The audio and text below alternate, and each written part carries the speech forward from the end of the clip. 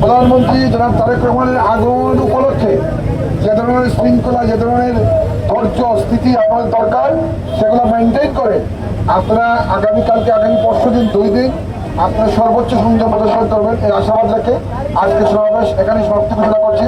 সবাইকে ধন্যবাদ।